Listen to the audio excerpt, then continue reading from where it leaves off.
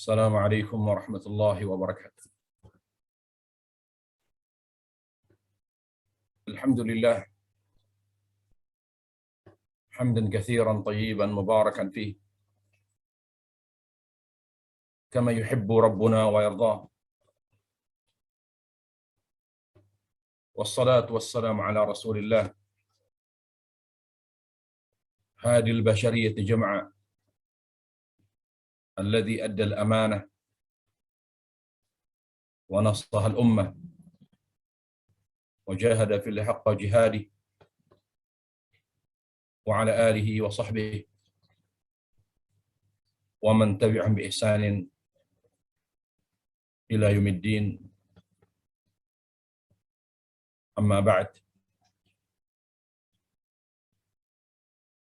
Para jemaah sekalian yang dimuliakan Allah Subhanahu wa taala, alhamdulillah kita bersyukur kepada Allah Subhanahu wa taala agar Allah selalu membahagiakan kita dan melindungi kita. Bersyukur kepada Allah Subhanahu wa taala karena hingga saat ini kita masih bisa merasakan nikmat terbaiknya, yaitu nikmat hidayah dan nikmat yang lain yang memudahkan kita untuk bisa beribadah dan menghambakan diri kepada Allah Subhanahu wa taala, terutama di bulan yang penuh berkah ini. Insyaallah taala pada pertemuan kita pada hari ini kita akan membahas tentang salah satu amalan hati yang sangat penting untuk kita ketahui, yaitu tentang berharap kepada Allah Subhanahu wa taala.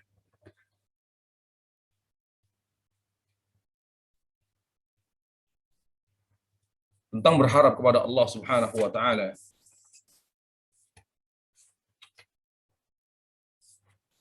banyak sekali dalil dari Al-Quran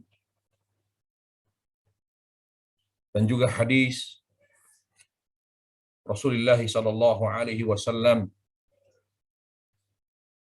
yang memerintahkan kita untuk berharap kepada Allah Subhanahu wa taala.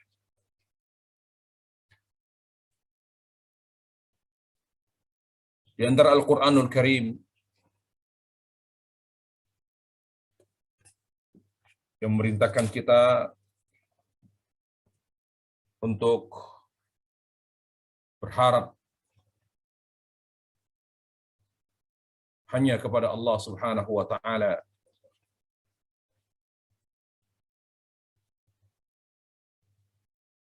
adalah firman Allah Subhanahu wa taala dalam surat Al-A'raf ayat 56. Di ayat itu Allah tabaraka wa taala berfirman, A'udzu billahi minasyaitonir rajim. ولا تفسدوا في الأرض بعد إصلاحها وادعوه خوفا وطمعا إن رحمة الله قريب من المحسنين. Dan janganlah kalian melakukan kerusakan di atas muka bumi setelah perbaikannya, dan beribadahlah kepadanya dengan rasa takut dan rasa harap. Sungguh rahmat Allah Subhanahu wa taala sangatlah dekat dari orang-orang yang berbuat ihsan.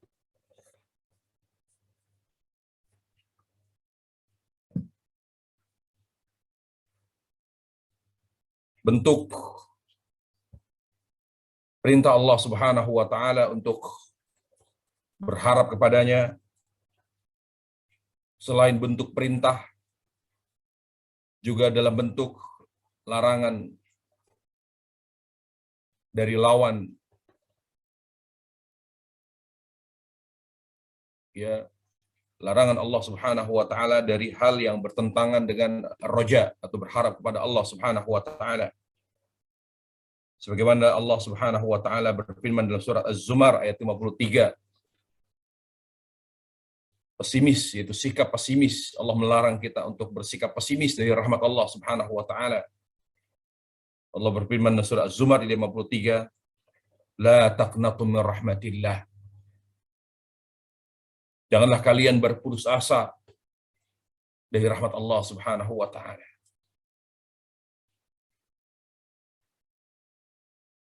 Allah Subhanahu wa taala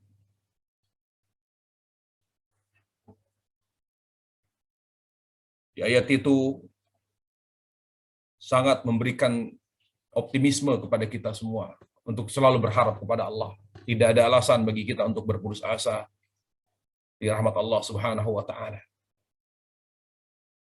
Di akhir ayat Allah katakan, innallaha yaghfirudz dzunuba jami'a innahu huwal ghafurur rahim. Dan sungguhnya Allah mengampuni seluruh dosa. Dan Dia adalah Maha Pengampun lagi Maha Penyayang.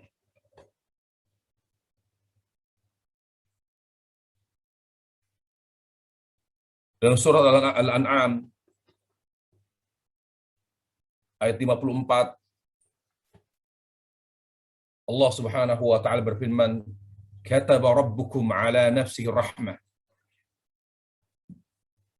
Allah telah mewajibkan atas dirinya untuk menjadi Rabbul Alamin, yang memiliki kasih sayang yang tidak ada batasnya.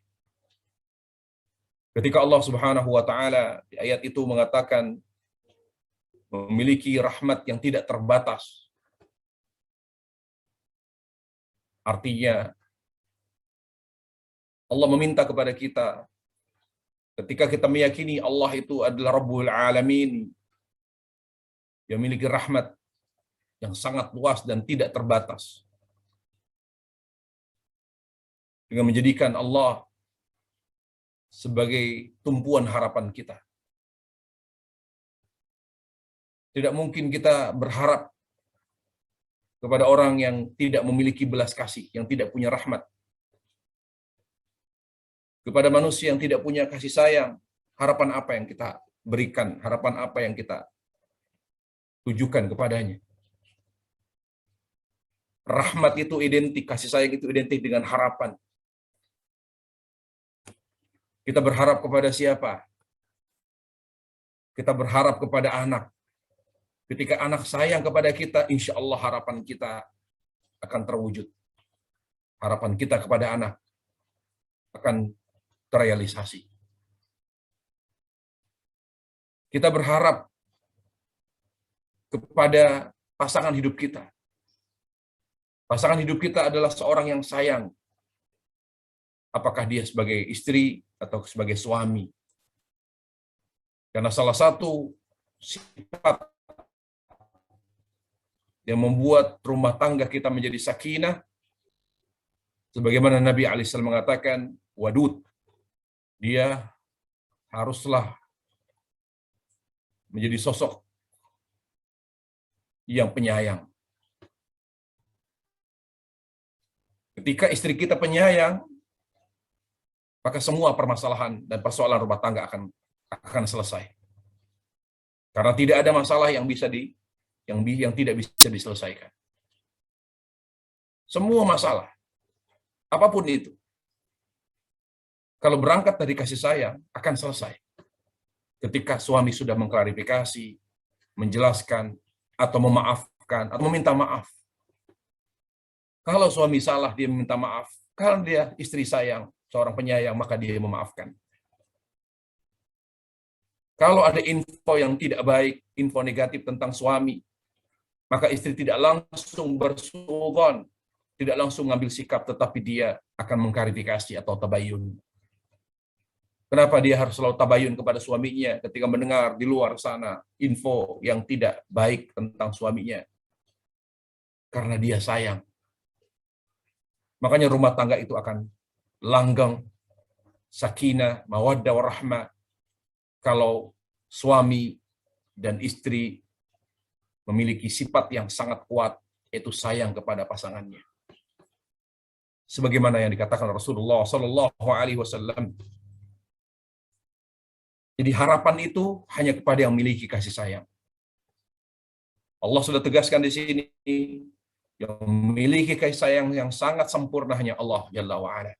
Sehingga tidak ada alasan bagi kita untuk tidak berharap hanya kepada Allah Subhanahu wa Ta'ala.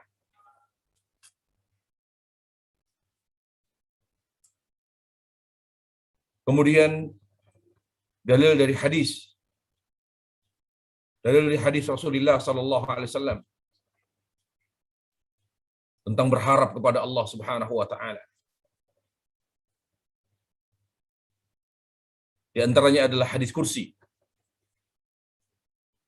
di mana Allah Subhanahu wa Ta'ala berfirman, "Ya ibna Adam, innaka ma da'awtani wa rajautani ghafartu laka ala ma kana minka wa la ubali." Ya ibna Adam, law balagat dhunubuka anana as-sama' thumma astaghfartani ghafartu laka wa la ubali. Ya ibna Adam, law ataitani biqarabil ardi khataya thumma laqitani la tusyriku bi syai'a la ataituha biqarabiha maghfiratan. Wahai anak cucu Adam, kata Allah, selama engkau berdoa kepadaku, selama engkau berharap kepadaku, aku akan ampuni seluruh dosamu. Dan aku tidak peduli sebanyak dan sebesar apapun dosa-dosamu. Selama engkau berdoa dan berharap kepadaku, aku akan ampuni seluruh dosamu. Dan aku tidak peduli sebanyak apapun dosamu itu. Wahai anak cucu Adam, jika seandainya dosa-dosamu memenuhi seluruh lapisan langit, kemudian engkau memohon ampun kepada aku akan ampuni dosa. Di rumahnya Mbak Santo. Bagus. Wahai anak cucu Adam, jika engkau datang kepadaku membawa dosa sebanyak bumi ini, dan engkau tidak pernah, ketika engkau bertemu denganku, engkau tidak membawa dosa syirik, engkau tidak pernah berbuat syirik kepadaku, aku akan berikan kepadamu ampunan sebanyak dosamu. Kalau kita lihat misalnya pada firman Allah Subhanahu wa Ta'ala yang pertama, wahai anak cucu Adam, selama engkau selalu berdoa kepadaku, selama engkau selalu berharap hanya kepadaku, aku akan ampuni seluruh dosamu. Dan aku tidak peduli sebanyak apapun dosamu itu. Kurang apa? Hadis kursi ini membuat kita harus selalu berharap kepada Allah Subhanahu wa Ta'ala. Hadis yang kedua, hadis kursi, di mana Allah Subhanahu wa Ta'ala berfirman, "Ana 'inda dhanni 'abdi bi wa ana ma'ahu idza dzakarani falyadhunna bi 'abdi ma syaa." Saya bergantung prasangka hambaku. Saya bergantung prasangka hambaku kepadaku. Dan saya akan selalu bersamanya selama ia berzikir kepadaku. Para jamaah sekalian, salah satu zikir kita kepada Allah adalah di mana kita hanya berharap kepada Allah. Itu zikir. Karena zikir sesungguhnya adalah zikir hati. Ketika kita mencintai Allah, itu zikir. Ketika kita takut kepada Allah, itu zikir. Ketika kita berharap hanya kepada Allah, itu juga zikir. Allah katakan, wa ana ma'ahu idza dzakarani. Dan saya akan selalu bersamanya selama dia berzikir kepada. Falyadhunna bi 'abdi ma syaa. Silakan dia berprasangka kepadaku. Silakan prasangka apa yang dia akan tujukan kepadaku. Apakah dia mau berprasangka baik atau buruk, silakan. Tetapi siapapun yang berprasangka baik kepadaku, selalu berharap kepadaku, selalu berzikir kepadaku, aku akan selalu bersamanya. Aku akan selalu melindunginya. Aku selalu dekat dengannya.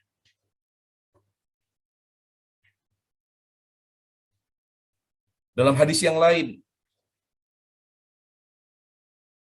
tentang berharap kepada Allah Subhanahu wa taala, di mana Rasulullah sallallahu alaihi wasallam bersabda, la yamutanna ahadukum illa wa huwa yuhsinu dhanna billah. Janganlah salah seorang di antara kalian wafat kecuali dalam keadaan berbaik sangka kepada Allah. Berbaik sangka kepada Allah adalah salah satu bentuk harapan kita kepada Allah. Kita berharap Allah mengampuni dosa kita. Seorang yang sakit, yang sedang sakit, karena dia berbaik sangka kepada Allah. Kenapa dia berbaik sangka? Karena dia berharap Allah mengampuni dosa-dosanya. Allah ingin mengangkat derajatnya. Jadi tidaklah seorang berbaik sangka kecuali dia punya harapan kepada Allah. Artinya hadis ini menyampaikan pesan para jamaah sekalian kepada kita. Seorang yang selalu berharap kepada Allah, maka dia akan selalu berbaik sangka kepada Allah. Seorang yang selalu berbaik sangka kepada Allah tabaraka wa ta'ala, maka akan Allah wafatkan dalam keadaan husnul khatimah. Sebaliknya, seorang yang pesimis kepada Allah, lebih berharap kepada makhluk, maka akan membuatnya mudah berputus asa dan dekat dari su'ul khatimah. Para jemaah sekalian yang dimuliakan Allah Subhanahu wa taala, itulah beberapa dalil yang menunjukkan bahwa berharap kepada Allah Subhanahu wa taala adalah ibadah yang wajib kita laksanakan. Berarti ketika Allah Subhanahu wa taala memerintahkan kita untuk berharap hanya kepadanya, dan bentuk perintahnya macam-macam, beraneka ragam. Ada perintah secara langsung, ada perintah dari hal yang membuat kita berharap kepada, atau yang membuat kita putus asa. Artinya Allah melarang kita berputus asa di rahmat Allah Subhanahu wa taala. Dan juga Allah Subhanahu wa taala memerintahkan kita untuk berharap kepadanya dengan memberikan keutamaan-keutamaan, keistimewaan-keistimewaan. Di antaranya yang perlu kita ingatkan lagi adalah bagaimana Allah Subhanahu wa taala akan senantiasa mengampuni dosa-dosa orang yang hanya berharap kepada Allah. Dengan tegas Allah katakan, aku tidak peduli. Aku tidak peduli seberapa besar dosa berapapun dosanya, sebesar apapun dosanya, aku akan ampuni. Aku tidak peduli selama dia hanya berdoa kepadaku, selama dia hanya berharap kepadaku. Jadi kalau kita selalu berdoa kepada Allah, selalu meminta kepada Allah, dan kita hanya berharap kepada Allah Jalla wa'ala, maka Allah akan senantiasa mengampuni dosa-dosa kita. Para jemaah sekalian yang dimuliakan Allah Subhanahu wa taala, seorang muslim, seorang hamba Allah, dia harus selalu berharap, karena hidupnya selalu dalam keadaan yang membuatnya harus selalu berharap kepada Allah Subhanahu wa taala. Seorang hamba, dia berada di antara dosa. Maka ketika dia berada pada sebuah maksiat dan dosa, maka yang harus dia lakukan adalah setelah dia berbuat dosa, dia berharap agar Allah mengampuni dosa-dosanya. Seorang hamba Dia tidak hanya berharap ketika dia telah berbuat dosa agar Allah mengampuni dosa-dosanya. Dia memiliki banyak aib. Maka harapannya adalah, ya Allah, tutup dan perbaiki aib kami, ya Allah. Bagaimana mungkin dia berhenti berharap kepada Allah? Hidupnya diisi dengan amal kebaikan. Maka setelah dia berbuat baik, setelah dia beribadah, maka harapannya adalah, ya Allah, terimalah amal ibadah kami. Bagaimana dia tidak berharap kepada Allah Jalla wa'ala setelah diberi nikmat hidayah? Maka harapannya adalah, ya Allah, teguhkan hatiku di atas hidayahmu, ya Allah, hingga akhir hayatku, ya Allah. Karena kita tidak tahu dalam keadaan apa kita wafat. Apakah su'ul khatimah atau husnul khatimah. Karena kita tidak tahu dalam keadaan apa kita wafat, maka kita berharap kepada Allah Subhanahu wa Ta'ala agar Allah senantiasa mencurahkan hidayahnya kepada kita hingga akhir hayat kita. Bagaimana mungkin kita tidak berharap kepada Allah? Kita berusaha mendekatkan diri kepada Allah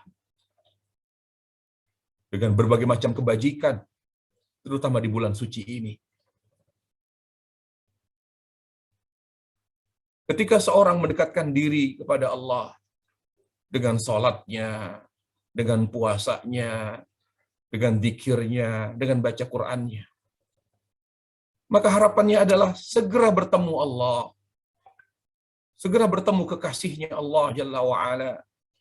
Buat apa kita berusaha mendekatkan diri kepada Allah sementara kita tidak dekat-dekat, tidak sampai perjalanan kita menuju Allah? Maka harapannya adalah kita bertemu Allah dengan segala kebajikan dan kebaikan yang kita amalkan selama di dunia dengan susah payah yang penuh perjuangan dan pengorbanan. Maka harapannya adalah bertemu Allah Subhanahu wa Ta'ala dalam keadaan Allah memuliakan kita. Jadi para jemaah sekalian, berharap kepada Allah adalah hal terbesar yang membantu kita, memotivasi kita untuk selalu istiqomah dan teguh di atas agamanya. Kalau orang tidak punya kekuatan harapan besar kepada Allah Subhanahu wa Ta'ala, maka sulit baginya untuk istiqomah. Sulit baginya untuk selalu teguh di atas agama Allah Subhanahu wa Ta'ala.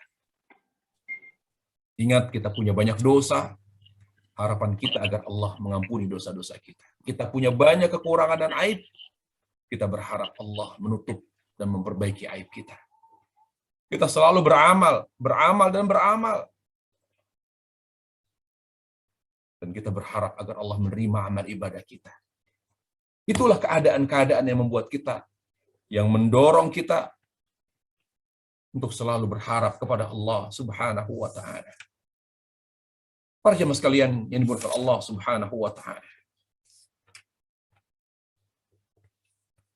berharap kepada Allah Subhanahu wa Ta'ala hukumnya wajib. Hukumnya adalah wajib. Dan berputus asa dari rahmat Allah Subhanahu wa Ta'ala hukumnya haram dan merupakan maksiat kepada Allah Subhanahu wa Ta'ala. Bagaimana Nabi Yakub berkata kepada anak-anaknya yang telah menelantarkan adiknya, yaitu Yusuf dan Binyamin.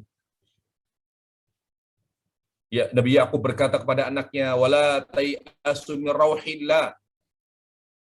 Innahu la yayasu min rauhillah illa al-qaumul kafirun." Dan janganlah kalian berputus asa rahmat Allah. Sungguhnya orang yang berputus asa rahmat Allah, tidaklah seorang berusaha asa rahmat Allah kecuali dia adalah suatu kaum yang kafir. Surat Yusuf ayat 87 ini adalah dalil akan haramnya seorang yang berharap kepada makhluk, berputus asa rahmat Allah Subhanahu wa taala, tidak punya harapan kepada Allah. Tidak punya harapan kepada Allah, hukumnya haram dan maksiat. Maksiat bukan cuma zina, bukan hanya mencuri, bukan hanya minum khamar. Tidak berharap kepada Allah, tidak punya harapan kepada Allah Subhanahu wa taala, ini maksiat. Kalau kepada Allah, kita wajib berharap dengan semua keadaan yang tersebut tadi, yang disebutkan tadi. Yang tidak boleh menjadi tumpuan harapan kita adalah makhluk. Kalau kepada Allah, kita wajib ingat berharap kepada Allah Subhanahu wa taala, hukumnya wajib.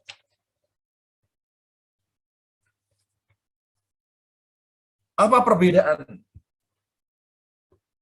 berharap kepada Allah Subhanahu wa taala dengan berangan-angan? Apa bedanya harapan dengan angan-angan? Kita berharap, kita berangan-angan, kita berharap agar Allah Subhanahu wa taala memasukkan kita ke dalam surganya, menyelamatkan kita dari api nerakanya. Seorang berangan-angan agar hidup bahagia di dunia dan di akhirat. Para ulama membahas perbedaan antara berangan-angan dan berharap. Perbedaannya hanya satu. Seorang yang berharap kepada Allah, maka dia beramal. Dia akan mengambil sebab yang terbaik. Sementara seorang yang berangan-angan, maka dia tidak mengambil sebab yang terbaik secara optimal. Allah Subhanahu wa taala dalam surat An-Nisa ayat 123 mengatakan, kalau kita modelnya punya angan-angan, punya harapan, tetapi tidak dibuktikan dengan amal, tidak diperkuat dengan sebab yang benar, yang dilakukan secara maksimal, maka kita sedang berangan-angan dan kita sedang berhayal. Dan cara berharap seperti itu adalah cara berharap orang-orang ahlul kitab. Yahudi berharap agar mereka masuk ke dalam surganya Allah Subhanahu wa taala. Tetapi mereka tidak mau beriman kepada Nabi sallallahu alaihi wasallam. Orang-orang Nasrani juga berharap mereka masuk ke dalam surga dan diselamatkan dari api neraka. Tapi mereka juga tidak mau beriman kepada Nabi SAW dan mengikuti ajarannya. Maka apa kata Allah? Mereka sedang berangan-angan. Mereka sedang berhayal. Allah berfirman, "Laisa bi amanikum wala amani ahlul kitab. May ya'mal su'an yujza bih." Janganlah kalian menjadi orang yang banyak berangan-angan. Dan janganlah kalian menjadi orang yang banyak berangan-angan. Dan jangan seperti orang-orang ahli kitab, angan-angan yang banyak dilakukan oleh ahli kitab. May ya'mal su'an yujza bihi. Siapa yang berbuat buruk, maka dia pasti akan diberi balasan. Artinya, berharap tanpa amal, berharap tanpa ikhtiar, berharap tanpa sebab, maka itu sama saja suatu keburukan, sebuah keburukan yang harus kita hindari. Sikap buruk seorang manusia adalah berharap tapi tidak beramal. Seorang muslim, seorang mukmin, dia tidak hanya berharap tanpa sebab. Makanya kata Imam Hasan Basri rahimahullahu taala, yang harus diperhatikan oleh setiap muslim, laisal imanu bitamanni wala bitahalli, walakin ma waqar fil qalb wa saddaqahu al-amal. Iman itu bukan sekedar angan-angan, bukan pula sekedar gimmick. Tetapi iman itu apa yang terbesit di dalam hati dan dibuktikan dengan amal. Itulah iman. Kalau kita beriman kepada Allah Subhanahu wa taala, ia akan mengantarkan kita kepada surganya Allah Jalla wa ala, maka kita harus beriman dan beramal. Seorang yang berharap, dia akan beramal. Mengambil sebab yang mengantarnya kepada surga. Seorang berharap agar diselamatkan dari neraka, maka dia mengambil sebab yang menjauhkannya dari api neraka. Para jemaah sekalian yang dimuliakan Allah Subhanahu wa taala.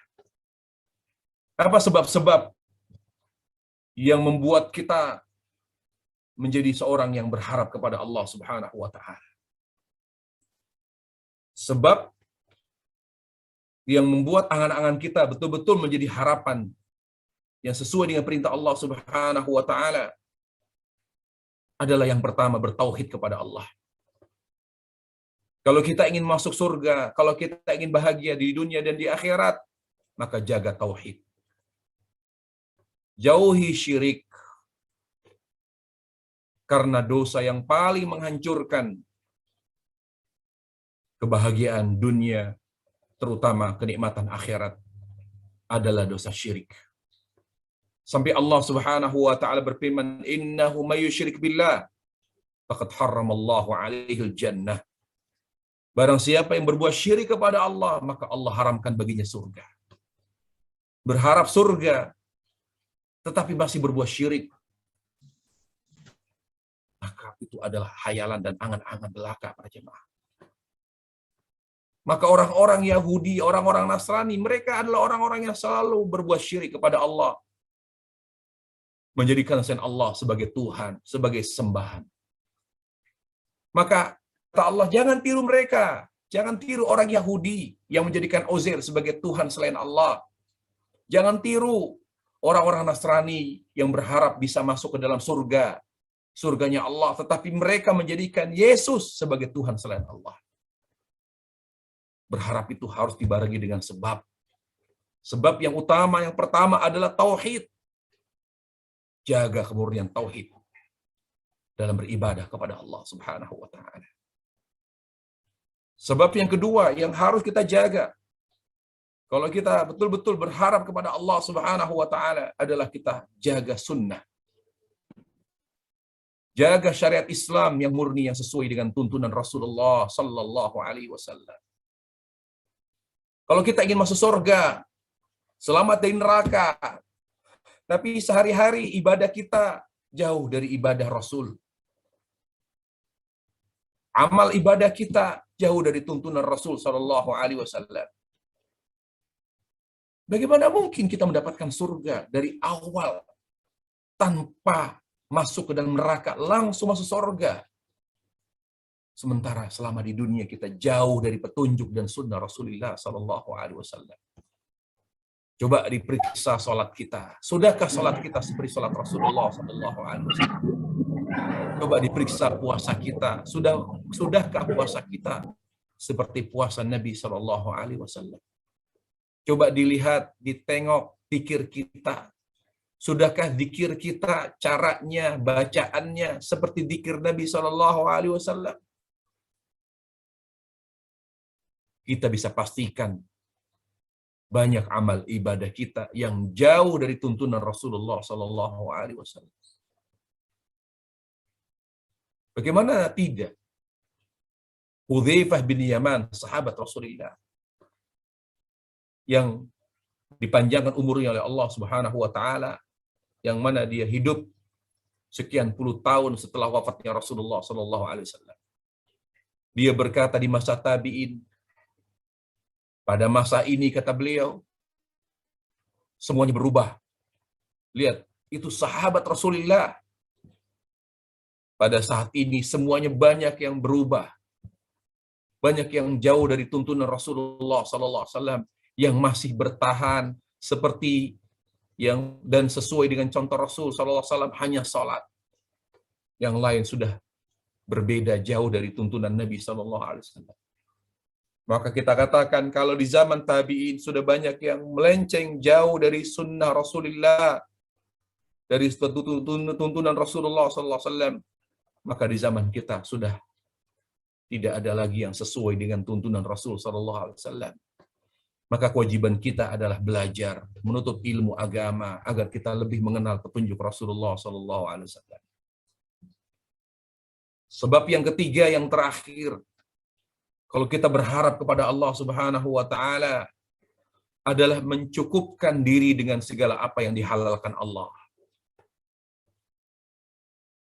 Mencukupkan diri dengan segala apa yang dihalalkan oleh Allah Subhanahu wa taala. Jauhi semua yang diharamkan Allah. Semua yang diharamkan Allah Subhanahu wa taala dalam hal muamalat. Jauhi. Jaga tiga ini. Jaga tauhid. Ikuti Rasul sallallahu alaihi wasallam dan cukupkan diri kita dengan apa yang dihalalkan Allah Subhanahu wa taala. Insyaallah maka harapan kita menjadi harapan yang indah, harapan yang akan didengar oleh Allah Subhanahu wa taala, bukan sekedar angan-angan. Para jemaah sekalian yang dimuliakan Allah Subhanahu wa taala. Kalau kita bicara tentang berharap kepada Allah Subhanahu wa taala, maka harapan memiliki korelasi yang sangat kuat dengan takut kepada Allah. Dalam surat Nuh ayat 13, di sana Allah menyampaikan kepada kita, kalau kita bukanlah termasuk hamba yang takut kepada Allah, maka selama itu kita tidak akan pernah bisa menjadi hamba yang kuat harapannya kepada Allah. Jadi kekuatan harapan kita bergantung kepada kekuatan takut kita kepada Allah. Besarnya rasa harap kita kepada Allah bergantung kepada besarnya rasa takut kita kepada Allah Jalla wa'ala. Perhatikan itu. Allah berfirman, "Ma lakum la tarjuna lillahi waqara."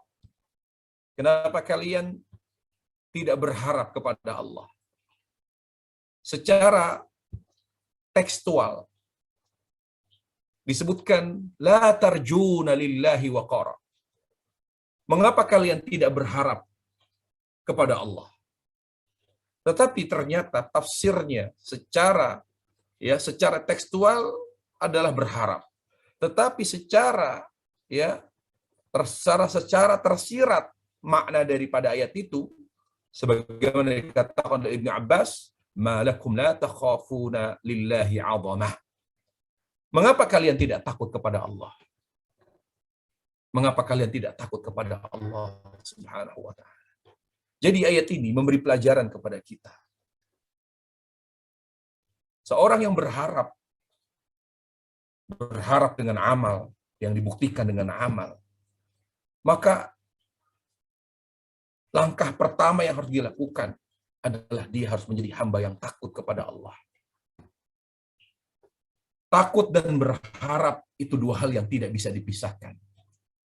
Makanya ada kaidah mengatakan wa kullu rajin khaif min fawati marjuwi. Semakin kita berharap kepada Allah, maka kita semakin takut dan khawatir kehilangan apa yang kita harapkan. Lihat. Semakin kita berharap kepada Allah, maka akan semakin besar kekhawatiran dan rasa takut kita.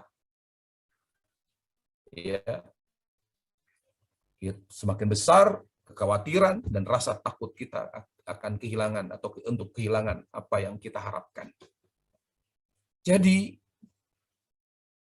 harus seiring sejalan antara takut dan berharap kepada Allah Subhanahu wa taala. Banyak sekali dalil-dalil bahwa takut dan berharap itu saling menguatkan satu sama lain. Di antara surat Al-Jathiyah ayat 14, di sana Allah berfirman, "La yarjuna ayyamallah liyajziya qauman bima kanu yaksibun." Di ayat ini mengatakan Qul lilladzina amanu yaghfiru lilladzina la yarjuna ayyamullah. Katakanlah kepada orang-orang yang beriman agar mereka memaafkan orang-orang yang berharap kepada hari-hari Allah, agar mereka agar Allah Subhanahu wa taala memberikan balasan kepada suatu kaum atas apa yang mereka lakukan. Tetapi kalau kita melihat tafsirnya, lagi-lagi la yarjun ditafsirkan dengan la yakhafuna waqa'i Allah bihim kama fa'alat fil umamil ladzi min qablihim min at-tadmir wal ihlak. Diartikan kalau kita merujuk kepada tafsir artinya tidak takut. Jadi kenapa kok kita kurang berharap kepada Allah dengan harapan yang benar, yaitu selalu diiringi dengan amal. Dan sudah kita sampaikan tadi, amal yang harus kita hadirkan, sebab yang harus selalu kita ambil dalam rangka berharap kepada Allah adalah tauhid, sunnah, dan juga segala yang dihalalkan Allah Subhanahu wa taala. Nah, kalau kita ingin menjaga tiga sebab ini, menjaga tauhid, menjaga tuntunan Nabi SAW, senantiasa merasa cukup dengan apa yang Allah halalkan, maka kita terlebih dahulu harus menjadi orang yang takut kepada Allah. Makanya kita mungkin bertanya kepada diri kita, kenapa ya kok saya terlalu berharap kepada suami saya? Kenapa kita mudah kecewa? Mudah kecewa kepada manusia. Kenapa kita banyak yang sulit memaafkan kesalahan manusia? Karena kita terlalu berharap kepada makhluk. Jadi fenomena ini disebabkan karena lemahnya rasa takut kita kepada Allah Subhanahu wa taala. Ketika lemah rasa takut kita kepada Allah, akhirnya kita lebih berharap kepada makhluk, berharap kepada anak, berharap kepada suami, berharap kepada istri, berharap kepada karyawan, berharap kepada atasan, berharap kepada orang lain. Itu semua saling berkaitan. Sehingga fenomena-fenomena kekecewaan, kebencian, dendam, sulit memaafkan, padahal dia tahu ayat berfirman, ayat berbunyi, wasaru ila maghfiratin min rabbikum wa jannatin 'arduhas samawati wal ard. Bersegeralah menuju ampunan Allah. Bersegeralah menuju surganya Allah yang luasnya seluas langit dan bumi, yang telah Allah siapkan bagi orang yang bertakwa. Apa saja sifat orang yang bertakwa? Wa'iddatil muttaqin alladzina yunfiquna fis sarra'i wad dharra' wal kadhiminal ghaidh, yang selalu berinfak dalam keadaan suka maupun duka. Wal kadhiminal ghaidh, dan selalu menahan emosi. Wal 'afina 'anil nas, dan suka memaafkan kesalahan orang lain sebesar apapun kesalahannya. Kenapa ya kok saya sulit sekali memaafkan kesalahan orang? Mudah benci kepada orang lain. Selalu saya sering menyimpan kebencian di dalam hati, menyimpan dendam. Itu semua disebabkan karena kita tidak takut Allah. Siapa yang memiliki hati yang takut kepada Allah, di hatinya hanya Allah, tidak ada yang lain. Dia tidak akan pernah membiarkan hatinya menyimpan kebencian, dia tidak akan pernah membiarkan hatinya menyimpan kekesalan. Kesal sama suami berhari-hari, benci dan kesal terhadap teman, sahabat, karena suatu sebab duniawi yang seharusnya bisa dimaafkan, tapi sulit. Kenapa, para jemaah? Allah sudah janjikan surga, tapi kenapa kok kita sulit memaafkan? Padahal sifat utama orang yang bertakwa suka memaafkan. Karena kita bukanlah orang-orang yang takut kepada Allah. Kita bukan tipe orang yang takut kepada Allah. Oleh karenanya para jemaah sekalian yang Allah Subhanahu wa taala, mari belajar takut kepada Allah. Untuk menjadi orang besar, untuk menjadi orang yang hanya berharap kepada Allah dan tidak sedikit pun ada harapan kita kepada manusia. kita harus awali dengan takut kepada Allah Subhanahu wa taala. Karena rasa takut dan rasa harap kepada Allah saling berkaitan satu sama lain. Para jemaah sekalian yang dimuliakan Allah Subhanahu wa taala. Apa tanda-tanda? Apa tanda orang yang hanya berharap kepada Allah? Tanda orang yang berharap kepada Allah. Ya. Maka seorang yang berharap hanya kepada Allah akan menjadikannya menjadi hamba yang bersyukur.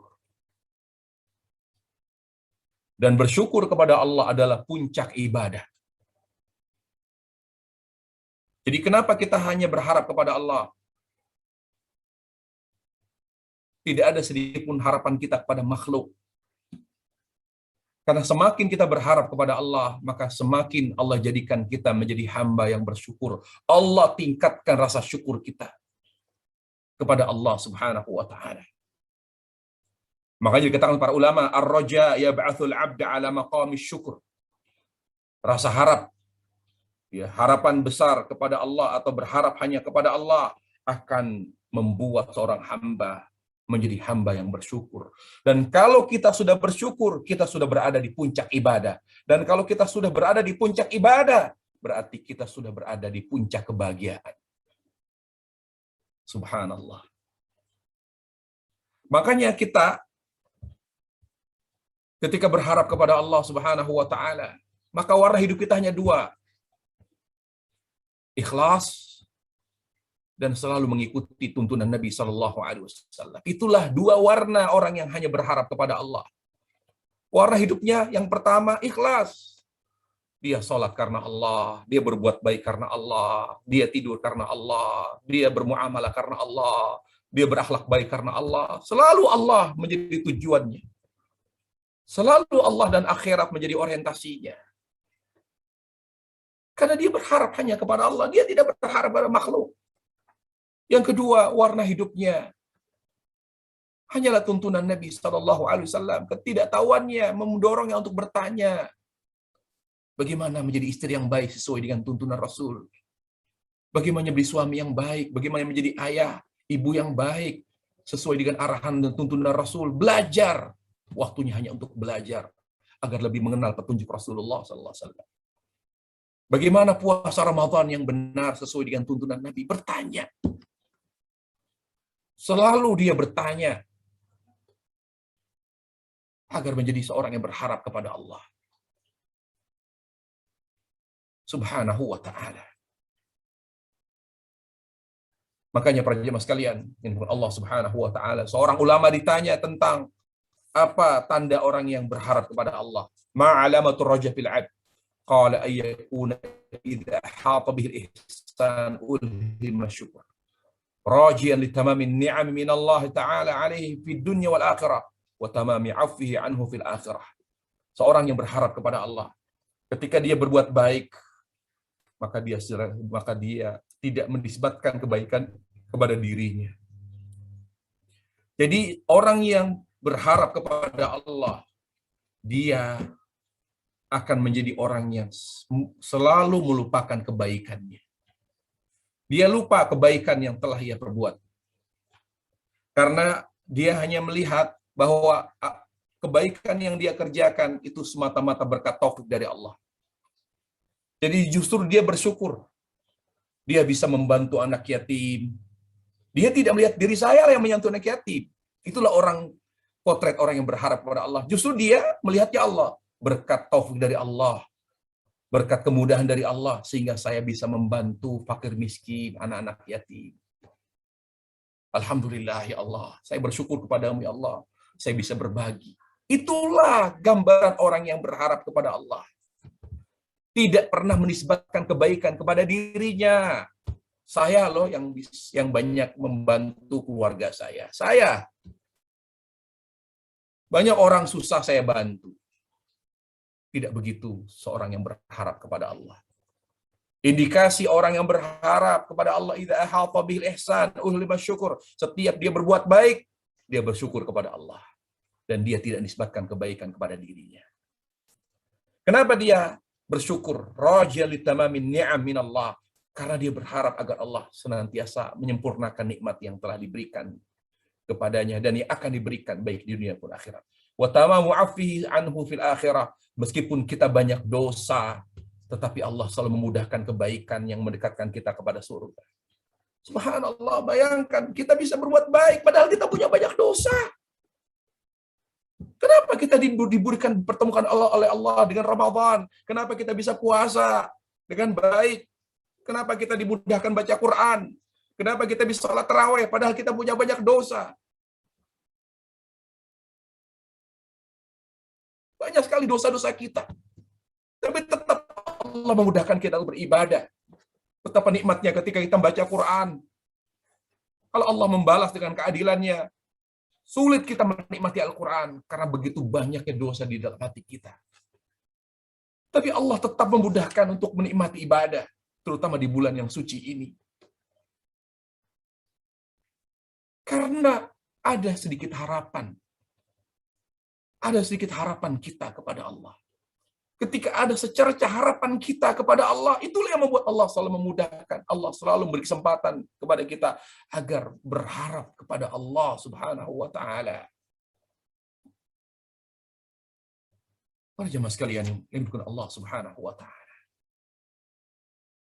Kalau kita ingin semakin dekat dengan Allah, kalau kita ingin menjadi hamba yang semakin berharap kepada Allah, semakin kuat harapan kita kepada Allah, maka kita harus memiliki kedekatan dan hubungan yang kuat dengan Allah Subhanahu wa taala. Kita harus berinteraksi dengan Asmaul Husna. Kalau kita tidak berinteraksi, tidak mampu berinteraksi dengan Asmaul Husna, maka sulit menjadikan kita atau kita sulit untuk menjadi orang yang berharap kepada Allah Subhanahu wa taala. Allah Subhanahu wa taala berfirman, "Walillahil asmaul husna fad'uuhu biha." Dan Allah memiliki nama-nama yang sempurna, maka beribadahlah dengannya. Kita harus menghayati Asmaul Husna. Ketika kita berbuat dosa, maka kita harus menghayati nama Allah Al-Ghafur, At-Tawwab, Allah Maha Pengampun, Allah adalah penerima taubat. Ketika Allah Subhanahu wa taala memiliki nama Ar-Rahman, Ar-Rahim, maka kita berharap Allah Subhanahu wa taala memberi yang terbaik kepada kita karena Allah itu adalah Maha Penyayang. Allah selalu mendengar doa kita. Allah selalu mendengarkan rintihan kita. Jadi semua apa hajat kita kaitkan dengan Asmaul Husna. Ketika kita meminta kepada Allah, ya Allah berilah kami keberkahan, berilah kami rezeki, berilah kami apapun yang kita minta, kita berharap Allah mendengar doa kita. Maka kita ingat Allah memiliki nama Al-Karim, Maha Mulia, yang selalu memberi apa yang diminta oleh hambanya, selama itu yang terbaik baginya. Jadi kita harus yakin kepada Allah melalui nama-namanya yang sempurna. Semakin yakin, semakin besar keyakinan kita kepada Asmaul Husna, maka akan semakin kuat harapan kita kepada Allah Subhanahu wa taala.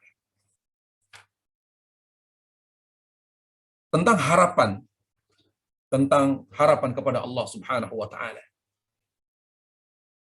Ali bin Abi Thalib radhiyallahu an berkata, ada satu prinsip yang harus kita tanamkan dalam diri kita, dalam hidup kita. Kata Ali, la yarjuwanna 'abdun illa rabbah wa la yakhafanna illa dhanbah. Tidak ada yang paling diharapkan, tidak ada harapan besar seorang hamba kecuali Allah. Jadi kata Ali bin Abi Thalib radhiyallahu an, seorang muslim yang berjiwa besar, seorang muslim yang dewasa, seorang muslim yang akan dijadikan oleh Allah Subhanahu wa taala sebagai seorang yang kuat jiwa ya dan raganya, adalah seorang yang berprinsip la yarjuanna 'abdun illa rabbah. Harapan terbesarnya hanya Allah. Wala yakhafanna illa dzanba, yang paling ditakutinya, yang paling ia takuti hanya dosa. Maka itulah ya rahasia sebab utama seorang muslim memiliki kekuatan jiwa dan raga. Yaitu yang paling diharapkan, yaitu dia hanya berharap kepada Allah dan dia hanya takut kepada dosanya. Nah, ini para jemaah sekalian Allah Subhanahu wa taala. Jadi yang menguatkan kita semakin berharap kepada Allah ketika kita takut. Ketika kita takut terhadap dosa-dosa kita. Bagaimana tidak kita takut kepada dosa? Semua persoalan, semua permasalahan, musibah, penyakit, apapun yang menimpa kita daripada musibah, itu disebabkan oleh dosa-dosa kita. Allah berfirman surah Asy-Syura ayat 30, "Ma asabakum min musibatin fabima kasabat aydikum wa yafu an katsir." Seluruh musibah yang menimpamu adalah disebabkan oleh karena dosamu. Dan Allah memaafkan banyak daripada dosa-dosa hambanya. Artinya, seluruh musibah, baik itu musibah dunia, terlebih musibah akhirat, semua disebabkan karena dosa. Oleh karenanya, yang paling kita takuti itu bukan makhluk, tapi dosa-dosa kita. Yang menyebabkan kita kehilangan nikmat, yang menyebabkan hidup kita penuh dengan cobaan, penuh dengan permasalahan, penuh dengan musibah.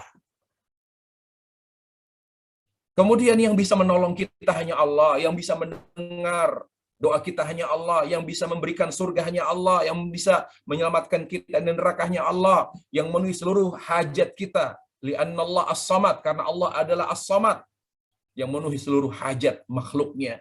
Karena Allah as-samad, karena Allah as-sami', maha mendengar.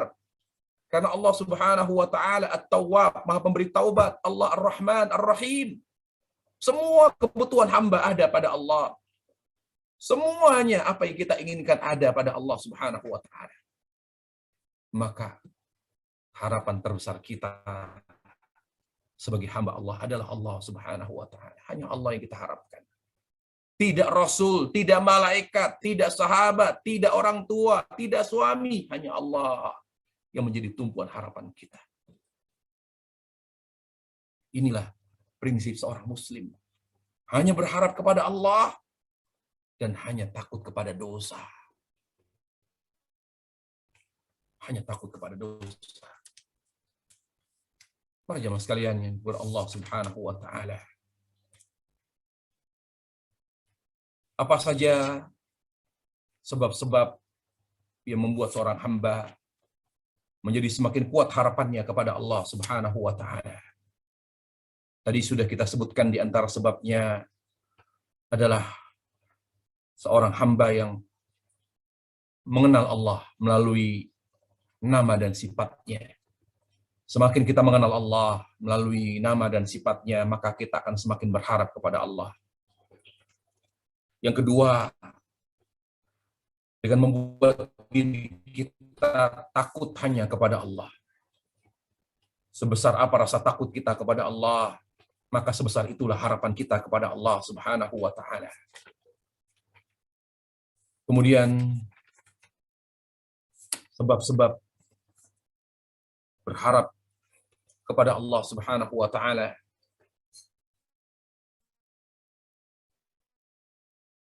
adalah zikrul sawabiqi fadlillahi 'ala 'abd. Selalu mengingat nikmat Allah Subhanahu wa taala. Betapa banyak nikmat yang telah Allah berikan kepada kita. Allah memberi kita penglihatan, Allah memberi kita pendengaran, Allah memberi kita hati, Allah memberi kita kesehatan, Allah memberi kita hidayah. Semua itu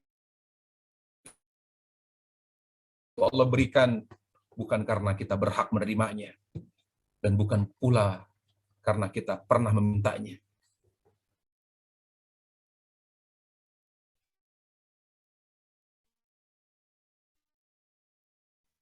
Semua nikmat yang Allah berikan kepada kita, itu semata. Semua nikmat yang Allah berikan kepada kita bukan karena kita berhak menerimanya. Masih banyak orang selain kita yang lebih berhak, tetapi dia tidak diberikan oleh Allah. Kita tidak lebih cerdas daripada Albert Einstein, tetapi Allah tidak memberikan hidayah kepada dia. Kita tidak lebih kaya daripada Qarun, tapi Allah tidak memberikan hidayah kepada Qarun. Justru Allah memberi hidayah kepada kita. Kita tidak lebih berkuasa daripada Fir'aun, penguasa yang luar biasa kekuasaannya pada saatnya, pada zamannya. Kekuasaan tidak membuatnya mendapatkan hidayah, tetapi kita tidak berkuasa. Kita bukan pejabat, tetapi Allah memberikan hidayah kepada kita. Jadi, inilah fakta-fakta. Inilah hal yang harus menjadi bahan renungan kita. Oleh sebab apa ya Allah memberi hidayah kepada saya? Cerdas? Enggak juga saya. Kaya? Enggak juga. Masih banyak orang yang lebih kaya, lebih cantik, lebih tampan, lebih berkuasa. Kelebihan-kelebihan yang ada pada mereka tidak membuat mereka mendapatkan hidayah. Berarti Allah memberikan kita nikmat ini, semua yang banyak ini, bukan karena kita berhak menerimanya, tapi karena rahmat Allah Subhanahu wa Ta'ala. Dan bukan pula karena kita pernah memintanya. Berapa banyak yang kita minta, ternyata Allah tidak kasih. Kenapa? Karena Allah memberi yang lebih baik. Pernahkah kita coba dihitung berapa banyak permintaan kita kepada Allah? Meminta dunia daripada meminta hidayah. Mana yang lebih banyak? Berapa doa kita yang meminta hidayah? Kalau nggak Allah paksa melalui doa, melalui bacaan Al-Fatihah, ihdinas siratal mustaqim, mungkin doa kita lebih banyak. Ya Allah, beri saya rezeki, beri saya panjang umur. Ya Allah, beri saya keturunan yang baik. Ya Allah, lebih banyak meminta dunia kepada Allah. Padahal nikmat terbesar adalah nikmat hidayah. Nikmat hidayah. Berapa banyak permohonan kita, Allah beri lebih baik tanpa kita sadari, para jamaah sekalian. Artinya, semua nikmat yang Allah berikan kepada kita ini, baik yang terlihat maupun yang tidak terlihat, ini semua Allah berikan karena rahmat Allah. Karena Allah sayang kepada kita. Hanya kita yang tidak menyadarinya. Hanya kita tidak tahu diri dan tidak pandai bersyukur kepada Allah Subhanahu wa Ta'ala. Semoga Allah Subhanahu wa Ta'ala mengampuni dosa-dosa kita semua, memaafkan segala khilafan kita. Semoga Allah Subhanahu wa Ta'ala menjadikan kita sebagai hamba yang semakin bertambah umur kita, semakin dekat dengannya, semakin mengenalnya, semakin mencintainya, semakin takut kepadanya, semakin berharap hanya kepadanya Subhanahu wa Ta'ala. Demikian para jemaah sekalian, kajian kita tentang amalan hati, yaitu berharap hanya kepada Allah. Wassallallahu wasallam wa baraka ala Muhammad wa ala alihi wa sahbihi wasallam. Walhamdulillahi rabbil alamin. Alhamdulillah. Syukran Ustaz, Masya Allah, ilmu yang sangat bermanfaat buat kita semua yang ada di sini, untuk bisa lebih menempatkan diri bagaimana seharusnya kita mengekspresikan diri bahwa kita penuh harap atau berharap kepada Allah. Tapi Ustaz, kita masih punya waktu sampai 11.30 tentunya ya. Masih menunggu, mungkin ada beberapa pertanyaan, tapi ini baru satu pertanyaan yang masuk, yang jujur ini datang dari saya pribadi. Pertanyaannya begini. Assalamualaikum warahmatullahi wabarakatuh. Ya Ustaz, izin bertanya Ustaz, apakah sholat dan zikir kita yang selalu dilakukan secara tergesa-gesa termasuk amalan yang menunjukkan kita itu cinta, butuh, dan penuh harap kepada Allah? Bukankah kita yang mengklaim cinta, butuh, dan berharap kepada Allah seyogyanya akan lebih senang berlama-lama dekat dengan Allah? Tafadhol Ustaz. Tadi pertanyaannya gimana? Pertanyaannya, apakah sholat dan zikir kita yang selalu dilakukan secara tergesa-gesa termasuk amalan yang menunjukkan kita itu cinta, butuh, dan penuh harap kepada Allah? Karena banyak dari kita ya jujur saja zikir setelah sholat fardu khususnya kayaknya kok buru-buru gitu Ustaz, maunya cepat-cepat selesai. Terus kadang sholat sunnahnya juga nggak ada 2 menit bisa selesai gitu loh. Nah itu yang kadang suka di dalam diri suka bertanya, apakah ini bentuk rasa cinta kita yang sungguhan kepada Allah gitu, Ustaz. Fadal. Ya, kalau kita lihat apa namanya tuntunan Islam tentang masalah ibadah, kaitannya dengan cinta kepada Allah Subhanahu wa taala. Maka yang harus kita pahami adalah bahwa bukti cinta kita kepada Allah adalah dengan mengikuti tuntunan Rasulullah Shallallahu alaihi wasallam. Sebagaimana dalam surat Ali Imran ayat 31, bukti seorang hamba yang cinta kepada Allah adalah dengan selalu mengikuti tuntunan Rasulullah Shallallahu alaihi wasallam. Tuntunan Rasulullah dalam segala hal, terutama dalam hal ibadah. Ya. Apa saja tuntunan Nabi Shallallahu alaihi wasallam? Caranya, jumlahnya, sebabnya, tempatnya, waktunya, ukurannya, jenisnya. Jadi itu harus diperhatikan. Misalnya cara apa nih? Berarti cara dzikir. Cara dzikirnya sesuai tidak dengan tuntunan Nabi Sallallahu Alaihi Wasallam. Ya, kalau cara dzikir kita sesuai dengan dzikir Nabi Sallallahu Alaihi Wasallam, maka itu ya tidak mengurangi rasa cinta kita kepada Allah Subhanahu Wa Taala. Misalnya seorang berzikir setelah sholat fardu, dia berzikir, tetapi tidak lama dia berzikir, dia ingat atau dia ada pekerjaan, dia ada tugas yang harus dia laksanakan, sehingga dia tidak bisa berlama-lama untuk duduk setelah sholat. Ya, dan mungkin dia akan lanjutkan, atau karena dia sudah hafal, dia sambil berzikir di atas kendaraan. Apakah seperti ini berarti dia tergesa-gesa? Tidak. Selama dia melakukan suatu ibadah, zikir sesuai dengan cara Rasulullah SAW berzikir, maka itu tidak apa-apa. Karena dalam buku saya, buku zikir pagi dan petang, buku zikir pagi dan petang dan zikir setelah sholat fardu, alhamdulillah buku zikir ini sudah menyebar, ya, ada di pasar sekarang, sudah cetakan ke-20. Saya jelaskan di buku itu bahwa zikir setelah sholat fardu itu tidak harus dituntaskan setelah sholat fardu. Kalau karena mungkin ada faktor kesibukan sehingga membuat dia akan melanjutkan setelah itu, misalnya setelah duha baru dilanjutkan zikir setelah sholat fardunya. Jadi tidak harus dituntaskan dalam satu waktu. Selama dalam koridor tuntunan Nabi alaihissalam, maka tidak dikatakan tergesa-gesa.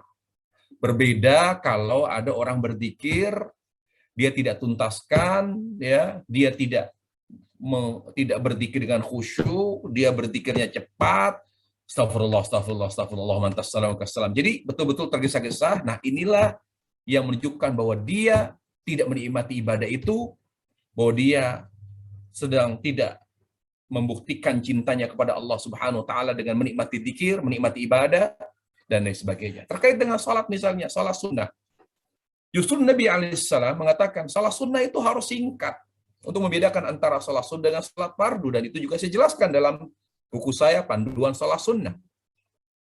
Jadi salat sunnah itu harus ringkas, singkat, karena sifatnya menyempurnakan salat fardu. Dia tidak boleh sama dengan salat fardu. Tetapi ghair mukhil, tetapi tidak mengurangi khusyuan.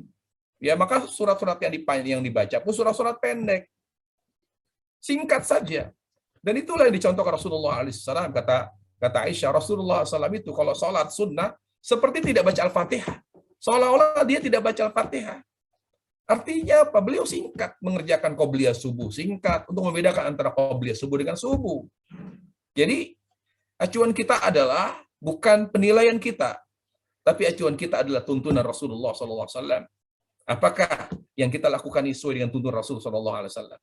Kalau sesuai dengan tuntunan Rasulullah SAW, tadi misalnya Zikir setelah salat fardu tidak dibaca dalam satu waktu, tetapi dicicil misalnya. Apakah masih termasuk tuntunan sesuai dengan tuntunan Rasul? Masih.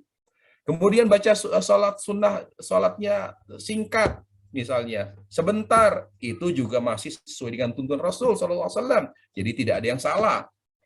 Ya, beda kalau dia tidak tenang, sholatnya cepat, tidak ada tumak nina sama sekali, maka itu jelas-jelas sholat yang tidak sesuai dengan tuntunan Rasul SAW. Selama apa yang kita lakukan sesuai dengan tuntunan Rasul, makanya perlu ta'aruf, mencari tahu. Bagaimana tuntunan Nabi SAW pada ibadah-ibadah tertentu yang kita amalkan sehari-hari. Yang mungkin selama ini kita anggap tidak sesuai dengan tuntunan, tetapi dengan belajar, oh ternyata masih sesuai tuntunan Nabi. Nah, barulah kita simpulkan ya bahwa amalan yang selama ini kita kerjakan masih sesuai dengan tuntunan, dan ada yang tidak sesuai. Yang sesuai dengan tuntunan kita perbaiki. Agar apa? Agar kita bisa menikmati ibadah, bisa merasakan lezatnya ibadah kepada Allah Jalla wa'ala. Seorang kalau sudah menikmati lezatnya ibadah, berarti sudah ada benih-benih cinta di hati seorang hamba kepada Allah. Kalau sudah ada rasa cinta kepada Allah, maka dia akan menjadi hamba yang takut dan berharap hanya kepada Allah Subhanahu wa taala. Wallahu taala. Syukran Ustaz Thayyib.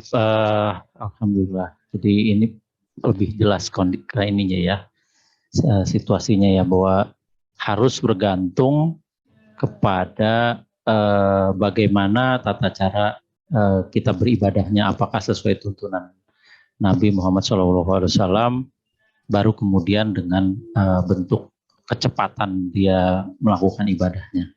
Saya Ustaz, syukran atas jawabannya.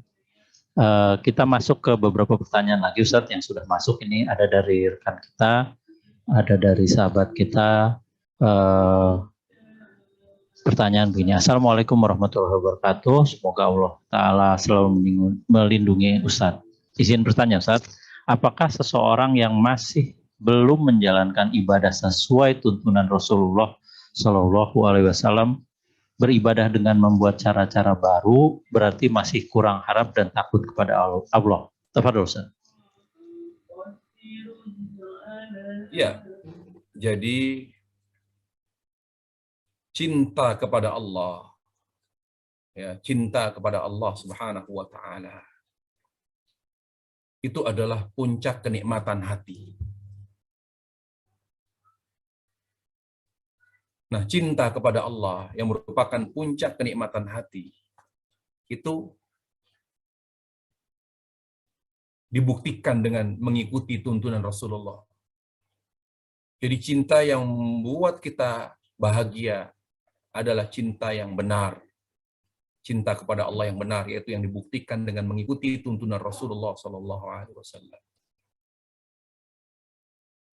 Nah,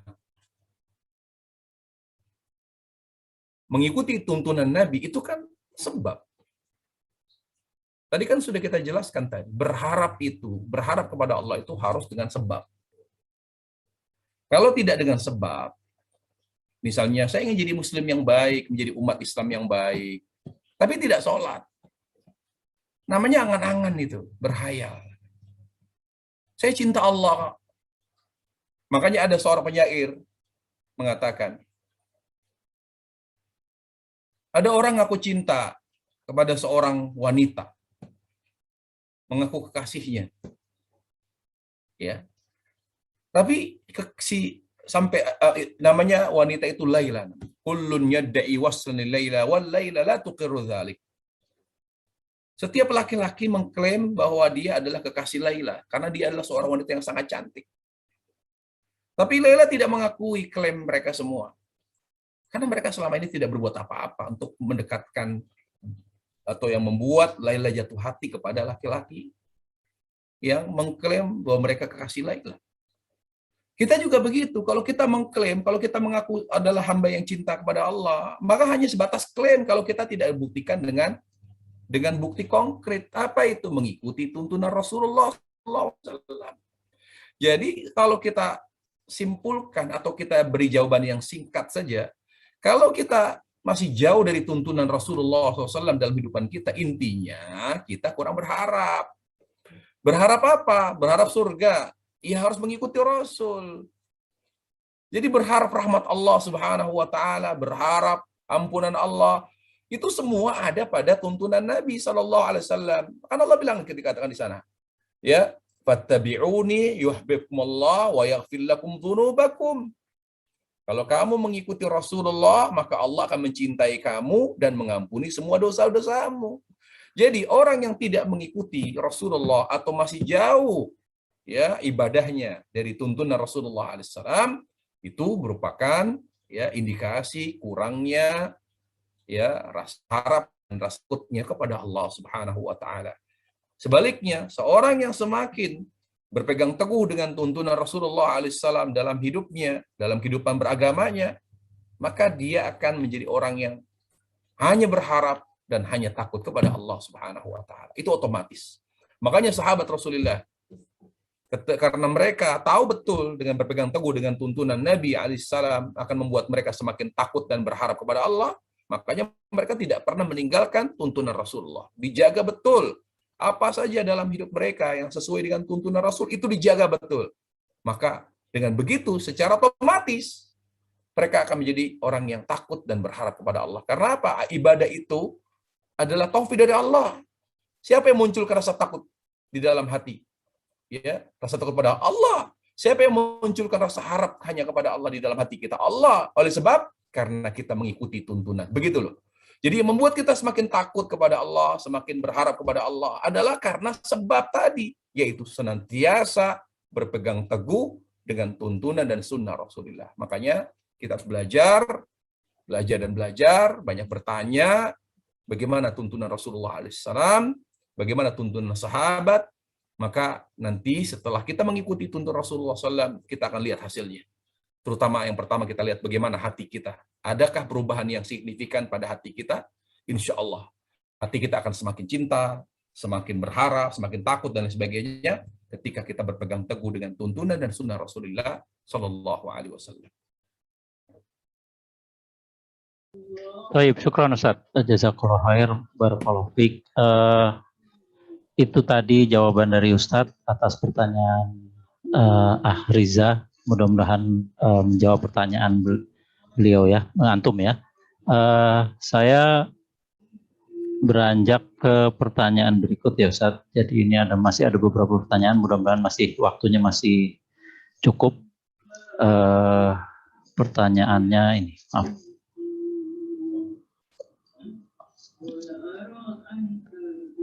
Ustadz, kalau kita meminta atau berharap kepada Allah, sedangkan Allah Maha mengetahui apa yang terbaik bagi umatnya, apakah harapan atau permintaan kita masih ada manfaatnya bagi Allah? Apakah sebaiknya kita cukup berbuat baik sesuai tuntunan dari Allah tanpa meminta-minta kepadanya? Pada Ustadz. Beribadah kepada Allah. Yang penting itu adalah melaksanakan perintah Allah. Tidak ada yang sia-sia ketika kita menjalankan perintah Allah. Allah memerintahkan kita untuk berdoa kepada Allah. Ud'uni astajib lakum. Allah Subhanahu wa taala bahkan turun ya, menantang doa kita. Allah tantang doa kita. Sampai Allah tidak main-main menantang doa kita. Kata Nabi alaihi salam, yanzilu rabbuna ila sama'id dunya. Allah menantang permohonan dan doa kita. Allah turun ke langit dunia di sepertiga malam terakhir. Allah berkata, "Mana doamu? Aku ijabah doamu. Mana permintaanmu? Pasti aku penuhi permintaanmu. Mana istighfarmu? Maka aku akan ampuni dosa-dosa." Di Allah di sini Allah menantang. Allah menagih, menantang. Kurang apa? Yang penting di sini adalah kita menjalankan perintah Allah. Allah perintahkan kita untuk banyak berdoa. Kemuliaan kita dengan kita menempatkan diri sebagai hamba dengan banyak memohon kepada Allah. Allah yang memberi, kita yang meminta. Itu kewajiban kita. Yang pertama itu dulu, kita laksanakan perintah Allah. Makanya kata Nabi alaihissalam, "Malam yahsalillah yaghtab ali." Orang yang tidak tahu diri, tidak tahu dirinya sebagai seorang hamba, adalah yang tidak pernah meminta kepada Allah. Justru kita diperintah oleh Allah untuk banyak meminta. Makanya para ulama mengatakan, dua ibadah yang sangat menguatkan ikhlas. yang sangat menguatkan ikhlas kita. Jadi semakin kuat ikhlas kita dengan selalu menjaga dua amal ini. Apa itu? Doa dan puasa. Jadi kalau kita ingin semakin ikhlas kepada Allah Jalla wa'ala, banyak berdoa kepada Allah. Seandainya Allah tidak memberi apa yang kita minta, bahkan lebih baik dari apa yang kita minta, maka manfaatnya apa dengan banyak doa? Ikhlas. Hati ini semakin ikhlas. Itu saja manfaat dari doa, cukup. Kalau memang hanya itu manfaatnya. Ternyata manfaat doa bukan hanya ikhlas. Banyak lagi yang lain. Jadi yang pertama, kita berdoa karena menjalankan perintah Allah. Itu. Dan agama ini ketaatan. Sebagaimana iblis nggak ngerti agama itu apa. Padahal sudah dimuliakan di surga oleh Allah. Tapi dia nggak ngerti bahwa agama itu intinya taat. Ketika diuji oleh Allah Subhanahu wa Ta'ala dengan diperintahkan untuk sujud kepada Adam, dia menolak. Tapi seluruh malaikat sujud karena taat kepada Allah. Tapi dia bermain logika. Dia mengatakan, kenapa harus saya sujud kepada makhluk yang lebih hina dari saya, lebih junior daripada saya? Saya lebih baik karena saya tercipta dari api, sedangkan dia tercipta dari tanah. Dia bermain logika. Kisah iblis itu mengajarkan kita yang namanya agama itu ketaatan. Kita berdoa karena taat menjalankan perintah. Di mana Allah merintahkan kita untuk banyak berdoa. Terlepas manfaatnya apa, kita nggak tahu, tetapi kita berharap diberi manfaat yang banyak dan yang terbaik. Ini yang penting. Kita taat dulu kepada Allah. Menjalankan perintah Allah untuk banyak berdoa. Yang kedua, hati ini kan jauh dari ikhlas. Semuanya kita amalkan, kita lebih dekat kepada syirik, kepada apa-apa yang berbau syirik. Semua warna-warna hidup kita bukan warna-warna keikhlasan. Apa yang membuat kita dekat dengan Allah, apa yang membuat kita muwafaq husnul khatimah kalau selalu hidup kita jauh dari ikhlas. Padahal amal yang sangat mendekatkan diri kita kepada ikhlas itu doa. Sampai Allah katakan, "Ud'uni astajib lakum," berdoalah langsung kepadaku. Allah tidak menyuruh bersolatlah langsung kepadaku, puasalah kamu langsung kepadaku, tapi Allah berfirman, "Ud'uni astajib lakum." Berdoalah kepadaku secara langsung tanpa perantara. Yang berikutnya adalah ijabah doa tidak harus sesuai dengan apa yang kita minta. Kata Nabi SAW, ijabah doa itu bentuknya 3. Yang pertama, Allah beri apa yang kita minta. Berarti nggak sia-sia kalau kita meminta kepada Allah. Karena salah satu bentuk ijabah yang Allah berikan kepada doa kita, di mana Allah memberi apa yang kita minta. Itu yang pertama. Yang kedua, doa ijabah atau ijabah doa adalah di mana Allah beri yang lebih baik daripada apa yang kita minta. Selain diberi yang lebih baik dan juga ditambah Allah lindungi kita dari apa yang mengancam keselamatan kita. Makanya orang yang banyak berdoa, dia akan dekat dari keselamatan. Coba Nabi Yunus. Kenapa dia sampai Allah selamatkan itu? Siapa yang membuat dia diselamat? Apakah dia Nabi? Bukan. Apakah dia Rasul? Bukan. Bukan karena dia Nabi, bukan karena Rasul. Dia diselamatkan oleh Allah. Dari perut ikan paus itu. Yang membuat dia bertahan di dalam perut yang gelap. Ya, baunya amis, sudah tidak karuan itu. Gelap, ya, gelap gulita di dalam perut. Tapi dia bertahan dalam sekian lama. Saya tidak tahu tepatnya berapa lama dia berada di dalam perut ikan paus itu. Tapi apa yang membuat dia diselamatkan oleh Allah? Karena dia selalu berdoa. Makanya dia ketika dia berdoa di situ di dalam perut ikan paus, dia mengatakan la ilaha illa anta subhanaka inni kuntu minadh dhalimin. La ilaha illa anta. Didengar sudah, malaikat mendengar suara. Loh, ini kan suara Yunus. Lihat kisahnya riwayat itu.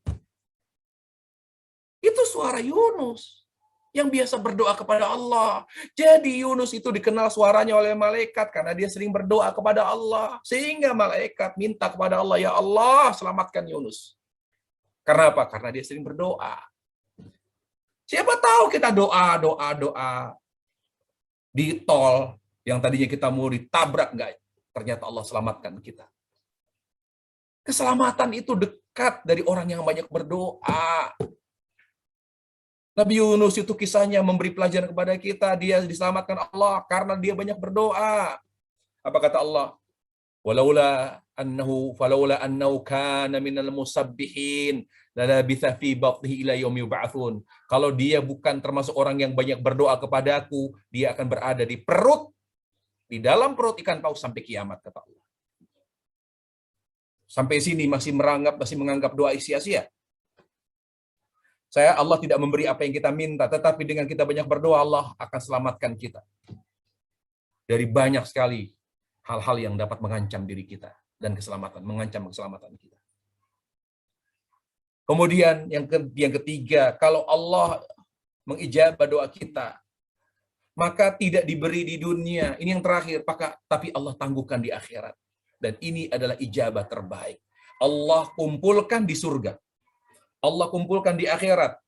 Jadi amal-amal kita, doa-doa kita ini Allah akan gunakan, Allah akan efektifkan manfaat doa itu nanti di akhirat. Nanti di akhirat, ya. Di antaranya adalah ketika seorang berada di alam barzakh, ketika akan diazab oleh azab kubur, dari kepalanya, dari kanan dan kirinya, salah satu amal yang melindungi seorang dari azab kubur adalah doa. Disebutkan ketika azab akan menyerang dari kepalanya, maka ditahan oleh istighfarnya, oleh doanya yang selalu mohon ampun kepada Allah. Ya Allah, jangan kau azab dia dari kepalanya, karena dia selalu membaca Quran dan selalu beristighfar kepadamu, ya Allah. Jadi tidak ada yang sia-sia. Tidak ada yang sia-sia. Meskipun banyak doa kita yang mungkin tidak sesuai dengan apa yang kita minta, tetapi yakinilah setiap doa kita pasti dijabah. Ijabah doa Allah, ijabah Allah kepada doa kita yang lebih banyak justru diberikan adalah sesuatu yang lebih baik dan banyak yang ditangguhkan di akhirat. Tapi kalaupun tidak banyak doa kita yang diijabah sesuai dengan keinginan kita, yang pasti kita akan lebih ikhlas dengan banyak berdoa, kita akan lebih banyak diselamatkan oleh Allah dari segala mara bahaya dan lain sebagainya daripada manfaat banyak yang berdoa kepada Allah Subhanahu wa taala.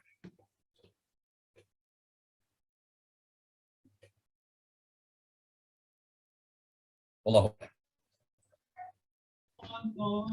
Syukran Ustaz. Alhamdulillah. Semoga ini bisa menjawab pertanyaan sang penanya.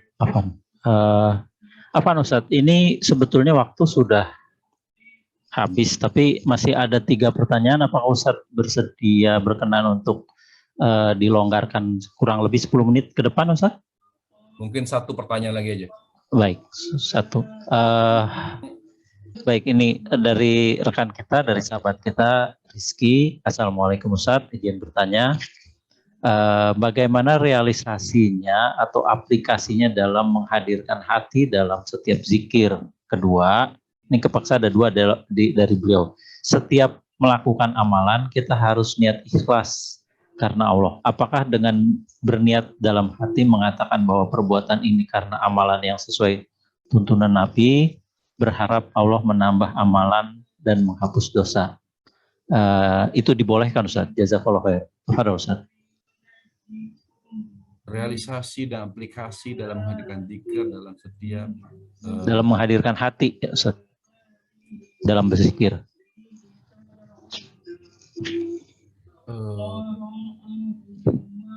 Yang jelas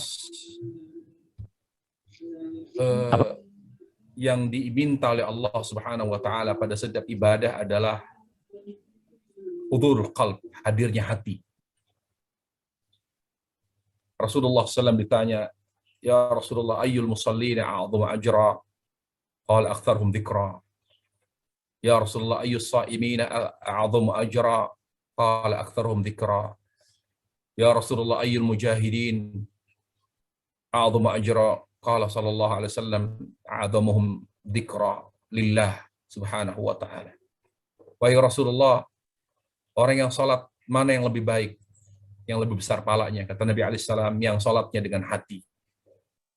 Ya Rasulullah, orang di antara orang-orang yang puasa, mana yang lebih besar lebih besar pahalanya? Kata Nabi alaihi salam, di antara mereka yang lebih besar pahalanya adalah yang lebih banyak berzikir, yang puasanya dengan hati. Ya Rasulullah, orang yang berjihad di jalan Allah, mana yang lebih besar pahalanya? Yang lebih besar pahalanya adalah orang yang berjihad di jalan Allah yang dilakukan dengan hati. Jadi menghadirkan hati itu artinya dengan khusyuk. Bagaimana cara menghadirkan hati? Berarti sebab khusyuk, berarti kita membahas sebab khusyuk. Yang pertama, ikhlas lillah azza wa jal. Bahwa dengan ikhlas, artinya ikhlas ini apa yang kita lakukan semata-mata karena perintah Allah. Jadi ketika kita sholat misalnya, maka kerjakanlah sholat karena perintah Allah, bukan karena apa-apa. Yang lain mengharap karena sehat, karena ingin tambah rezekinya, itu buang. Kita mengerjakan sholat hanya karena perintah Allah. Jadi sebab menghadirkan hati yang pertama adalah ikhlas. Yang kedua, apapun yang kita kerjakan, niatkan karena ingin mengikuti Rasulullah SAW. Dan cara ketika kita mengerjakan suatu ibadah, ya termasuk dzikir, sesuai dengan tuntunan Rasul SAW. Maka ittiba, mengikuti Rasul itu salah satu sebab hadirnya hati, salah satu sebab khusyuk dalam beribadah. Yang ketiga adalah fokus. Makanya Rasulullah SAW mengatakan bagaimana caranya kamu fokus, banyak mengingat mati. Dalam kasus sholat misalnya Rasulullah SAW bersabda, "Sholli sholata muwadda'." Sebelum kamu sholat, ingatlah kamu mati. Ingatlah kamu akan kematian. Jadi yang membuat kita fokus itu, jadi yang membuat kita fokus adalah di mana kita sering mengingat mati. Jadi 3 sebab utama hadirnya hati dalam ibadah, termasuk zikir adalah ikhlas, dan ibadah kita sesuai dengan tuntunan Nabi alaihissalam, di mana kita dalam mengerjakan ibadah tersebut dengan niat mengikuti Rasul SAW. Yang ketiga adalah fokus.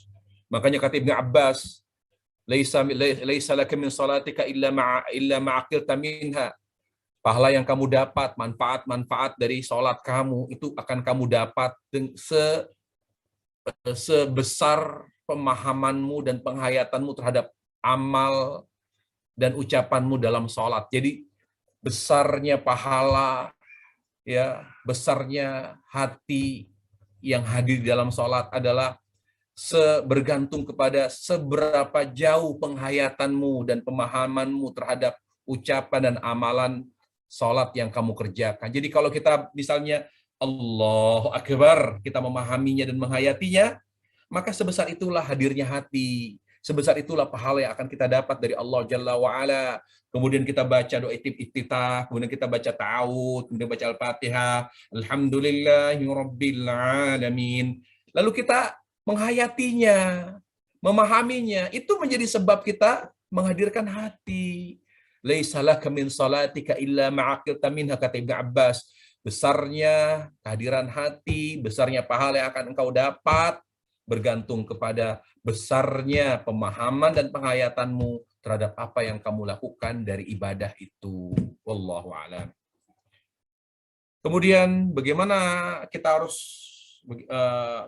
ikhlas dengan berniat dalam hati mengatakan perbuatan ini karena amalan yang sesuai dengan tuntunan Nabi SAW. Apakah dengan berniat dalam hati mengatakan bahwa ini adalah amal sunnah, berharap kepada Allah? Yang kedua apa ya maksudnya? Saya kurang paham. Akhi Rizky bisa mungkin langsung disampaikan secara ini mengingat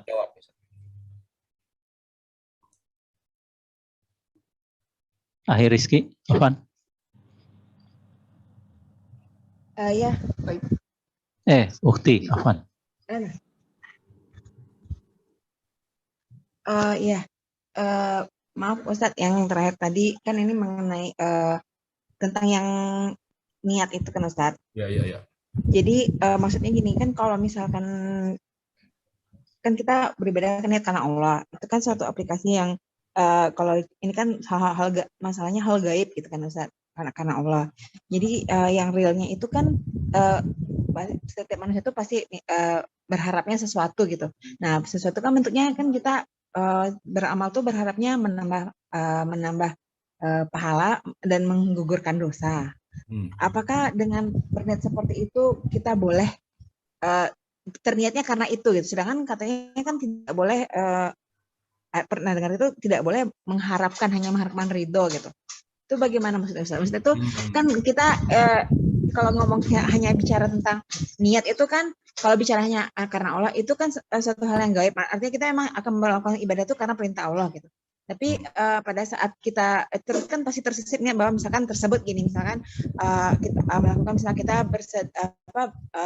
mengirimkan takjil karena tuntunan Allah bahwa setiap orang yang mengirimkan takjil kepada orang yang berpuasa itu berarti akan seperti dia mendapatkan pahala juga berpuasa 1 hari penuh. Nah, kan seperti itu yang terbersit di dalam hati. Apakah itu boleh gitu Ustaz maksudnya? Nah, berarti kita harus memahami apa itu ikhlas. Gitu loh. Apa itu ikhlas? Ikhlas itu ya mengharapkan sesuatu yang diperintahkan Allah Subhanahu wa taala dan yang dijanjikan oleh Allah Subhanahu wa taala. Itu ikhlas. Ketika Allah Subhanahu wa taala menjanjikan surga lalu kita beramal karena mengharapkan surga, itu ikhlas. Jadi ketika kita mengamalkan suatu amalan dengan harapan mendapatkan apa yang Allah janjikan, apa yang Allah cintai, maka itu termasuk ikhlas. Makanya batas antara ikhlas dan tidak, kata ulama, itu dunia. Ya, bukan hanya Allah saja. Artinya kita ikhlas itu mengharap ridha Allah. Mungkin ridha Allah itu gaib ya. Itu kan global. Saya kurang paham misalnya begitu. Tapi kalau berharap ampunan, itu mungkin saya ngerti. Saya berharap pahala tadi ya kan, mengirim takjil dengan harapan mendapatkan pahala puasa. Orang-orang yang diberi takjil itu, maka pahala puasanya juga didapat oleh orang yang memberi takjil. Jadi saya mengharapkan pahala. Nah, mengharapkan pahala itu termasuk yang Allah perintahkan. Jadi mengharapkan sesuatu yang Allah perintahkan, yang Allah cintai, termasuk ikhlas. Termasuk ikhlas. Nah, yang membedakan ikhlas dan tidak itu apa? Kata ulama, yaitu dunia. Misalnya kita sholat mengharapkan sehat, supaya sehat. Gitu. Nah, karena sholat tidak diizinkan oleh Allah untuk mengharapkan sehat, maka sholatnya tidak ikhlas. Jadi, pada dasarnya, ikhlas itu berharap kepada Allah dari amalan yang kita amalkan, yaitu sesuatu yang Allah perintahkan, sesuatu yang Allah izinkan, ya, itu namanya ikhlas. Izinkan tuh contohnya apa? Ada amalan dunia, tetapi kita mengharapkan manfaat dunia karena Allah izinkan, berarti itu ikhlas. Contoh silaturahim. Rasulullah SAW menyebutkan, man ahabba ayyusatalahu fi rizqi wa in sa'alahu fi athari falyasir rahimah. Barang siapa yang ingin dimudahkan rezekinya, dipanjangkan umurnya, hendaknya dia bersilaturahim. Rasul yang menyebut. Allah mengatakan melalui lisan Rasulnya bahwa dengan bersilaturahim, rezeki kita akan dimudahkan, umur kita dipanjangkan. Itu kan manfaat dunia. Karena Allah izinkan, jadi dengan kita niat ya bersilaturahim, mendapatkan umur yang panjang, rezeki yang berlimpah, maka itu termasuk ikhlas. Karena Allah izinkan. Tapi kata Imam Ahmad, tetapi tetap kalaupun misalnya kita bersilaturahim, berharap rezeki kita semakin dimudahkan, semakin dilimpahkan oleh Allah, umur kita juga kita berharap umur kita panjang dari silaturahim kita itu, tetapi niat mengharapkan ridha Allah harus lebih besar. Lebih besar ya porsinya ketimbang harapan untuk mendapatkan rezeki dan panjang umur itu. Seperti itu. Jadi ikhlas itu mengharapkan sesuatu yang Allah perintahkan dan yang Allah izinkan. Gitu. Itu batas antara ikhlas dan tidak ikhlas. Nggak hanya ikhlas mengharap ridho Allah. Ya kan, itu abstrak. Kadang-kadang apa itu ridho Allah? Kita nggak ngerti karena kita nggak bisa merasakannya misalnya. Nah, yang real pun itu termasuk ikhlas. Ya, orang berperang mengharapkan rampasan perang. Rasul mengatakan itu, barang siapa yang berjihad di Allah mengharapkan agar mendapatkan rampasan perang, maka dia akan mendapatkan apa yang dia niatkan, tetapi tidak mengurangi pahalanya karena diizinkan oleh Rasulullah SAW. Jadi segala sesuatu ya yang diizinkan oleh Allah Subhanahu wa taala dan diperintahkan lalu menjadi tujuan kita dalam beramal, maka itu termasuk ikhlas. Sekira jelas ya, Bu Rizky ya. Jelas insya Allah Ustaz. Cuma mau ada satu lagi nih Ustaz, mesti yang menyambung itu. Misalkan dalam pekerjaan kan kita ada berhubungan sama orang lain, masalah amalan ini Ustaz kan, kita bekerja harus ikhlas, amalan tuh tujuannya niat karena Allah gitu. Kan ada pertanyaan dari pihak lain gitu, maksudnya misalkan masalah gimana ya, contohnya gini Ustaz, misalnya kita bekerja terus dia bilang kok maksudnya mau membantu dengan misalkan kita digaji sekian cuma sekian, terus kita tersebut gitu bahwa istilahnya tidak masalah, terus kita sebutlah insya Allah kita bekerja niat karena Allah, jadi mestinya berharap hanya imbalan dari Allah gitu. Nah itu termasuk riya enggak Ustaz? Soalnya mestinya kan ini harus menjawab satu pertanyaan dari orang lain gitu, mestinya dari atasan atau itu termasuk riya enggak ya Ustaz ya? Atau apa didiamkan gitu Ustaz? Ria atau tidak, lihat konteksnya. Kalau konteksnya sebagai penekanan, karena kan mungkin kita ini adalah orang-orang yang jauh dari ikhlas. Ketika membantu, ketika menjalankan tugas ya, tetap digaji, tetapi insya Allah saya ikhlas juga gitu ya. Kalau dalam konteks menyampaikan itu kepada atasan kita bahwa insya Allah Ibu, insya Allah Bapak, saya mengerjakan ini karena Allah. Ya karena Allah, insya Allah, jadi nggak usah khawatir ya, artinya rasa cukup dengan gaji yang diberikan ya, dan tetap di sana juga kita niatkan ikhlas karena Allah, ya perlu kita menyampaikan itu untuk meyakinkan orang yang kita untuk meyakinkan lawan bicara kita, dan juga untuk mengingatkan diri kita. Mengingatkan diri akan ikhlas itu selalu, begitulah sahabat Rasulullah, nata'ahad bil ikhlas, jadidu imanakum, perbarui iman kalian, yang mengevaluasi iman, perlu. Tetapi kalau itu selalu disebut, itu juga nggak baik. Misalnya, insya Allah ikhlas kok saya. Nggak perlu. Ikhlas itu dalam hati. Jadi, lihat konteksnya.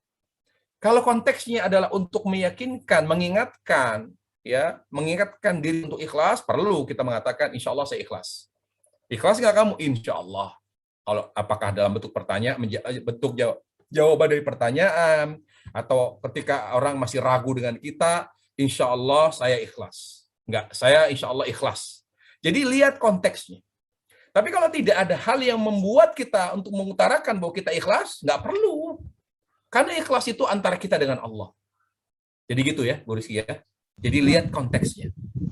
Lihat situasi dan kondisinya. Secara umum, pada asalnya kita tidak perlu menyampaikan itu kepada manusia. Tidak perlu. Cukup antara kita dengan Allah. Ikhlas itu antara kita dengan Allah saja. Tapi ketika ada situasi dan kondisi yang membuat kita perlu mengingatkan diri kita, meyakinkan lawan bicara kita, maka perlu tidak apa-apa. Wallahu a'lam. Jazakallah khair Ustaz. Baik, syukran Ustaz. Semoga itu betul-betul bisa menjawab pertanyaan Mbak Rizky ya.